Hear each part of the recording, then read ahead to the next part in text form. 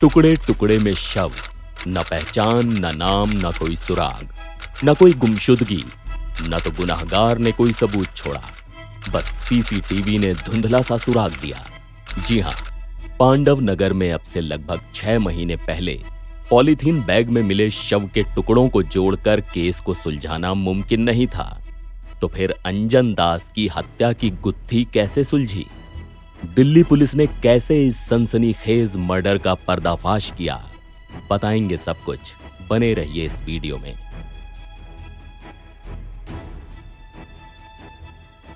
Crime branch के special CP Ravindra Yadav के मुताबिक इस साल 5 जून को पांडव नगर थाने को रामलीला ग्राउंड में लाश के टुकड़े पड़े होने की सूचना मिली। पुलिस ने मौके पर पहुंचकर सफेद रंग के 2 पॉलीथीन बैग्स बरामद किए। उन्हें खोला गया, जिनमें से एक में पैर के घुटने से नीचे का हिस्सा और दूसरे में जांघ जैसा पार्ट मिला। मौके पर क्राइम और एफएसएल की टीम को बुलाकर जांच करवाई गई। उसके बाद कई दिन तक रामलीला ग्राउंड और जंगल में लाश के टुकड़े मिलने का सिलसिला जारी रहा। पांडव नगर थाने में हत्या और सबूत मिटाने की धाराओं के तहत मुकदमा दर्ज कर लिया गया। पुलिस को एक सिर भी प्लास्टिक बैग से बरामद हुआ, लेकिन उससे भी शिनाख्त नहीं हो सकी थी।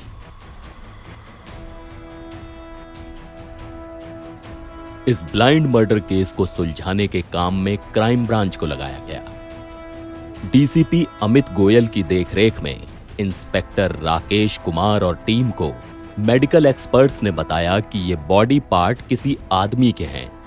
इसके बाद आसपास के इलाके के सीसीटीवी कैमरे की फुटेज खंगाली गई।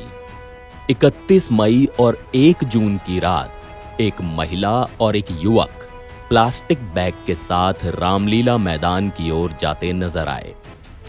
1 जून को दिन में भी इसी महिला को स्पॉट के आसपास देखा गया था। पुलिस ने दिल्ली एनसीआर में लापता हुए लोगों के रिकॉर्ड को खंगाला, लेकिन कहीं न तो कोई गुमशुदगी का रिकॉर्ड था और न ही कोई सुराग मिला। अब पुलिस ने लोकल लेवल पर जांच शुरू की। लोकल छानबीन में टीम को पता चला कि पिछले 5-6 महीने से अंजन दास नाम का शख्स किसी को दिखाई नहीं दिया है। उसके परिवार वालों ने न तो उसकी गुमशुदगी की कोई रिपोर्ट दर्ज कराई और न ही उसे ढूंढने की कोशिश की गई। ये पता चलते ही पुलिस को सीसीटीवी कैमरे के बाद पहली लीड मिली। टीम अंजन के त्रिलोकपुरी वाले पते पर पहुंच गई, जहां पूनम रहती है।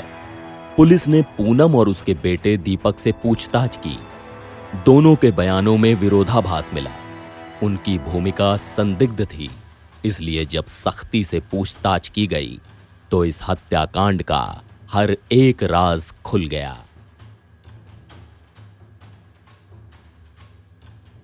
क्राइम ब्रांच के मुताबिक आरोपी दीपक 5वीं तक ही पढ़ा है।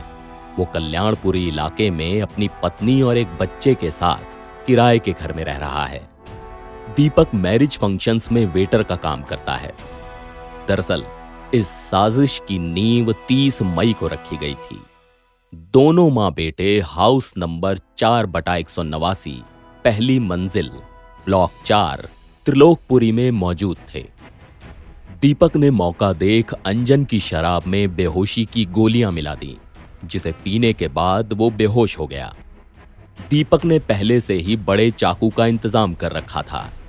इस चाकू से उसने अपने सौतेले पिता अंजन का गला रेत दिया। सीने और पेट पर भी वार कर उसकी हत्या कर डाली। फिर शव को एक कमरे के अंदर रखा और अगले दिन सुबह तक लाश का खून सूखने तक इंतजार किया। फिर लाश के 10 टुकड़े कर डाले।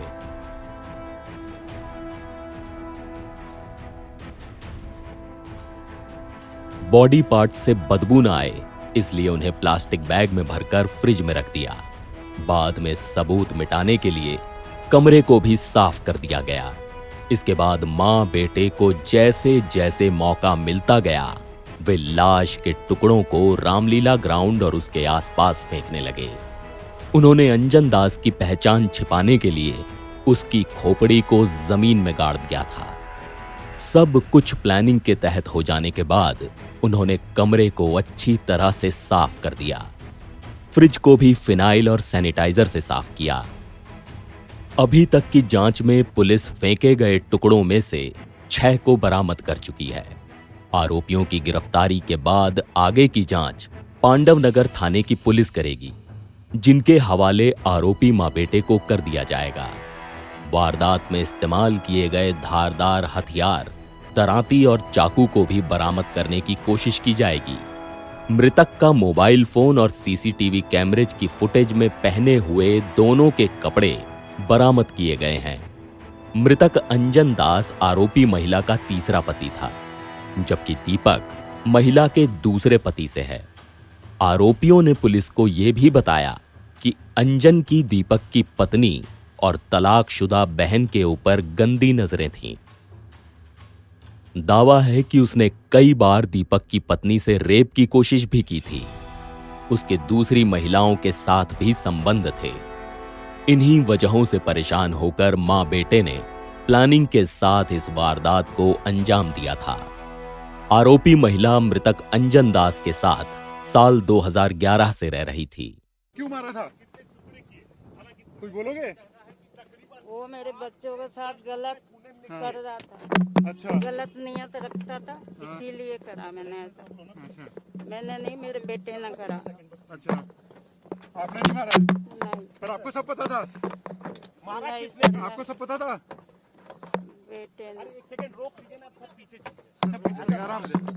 मारा किसने? मारा कैसे था? कैसे मारा था आपके बेटे ने?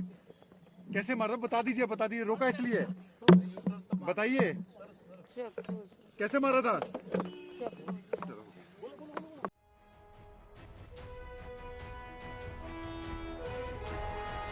क्राइम ब्रांच के सूत्रों का कहना है कि 25 गज के जिस मकान में हत्या की गई वो करीब 2.5 लाख रुपए लीज पर लिया गया था।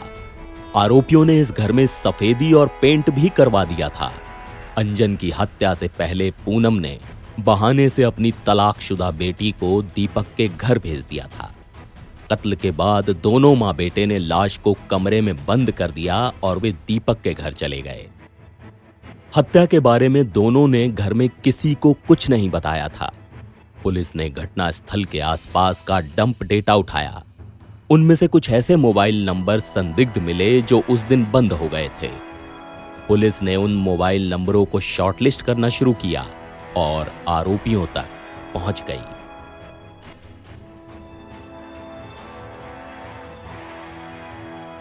क्राइम ब्रांच का दावा है कि दोनों आरोपियों ने जब अपना गुनाह कबूल कर लिया तभी उन्हें गिरफ्तार किया गया।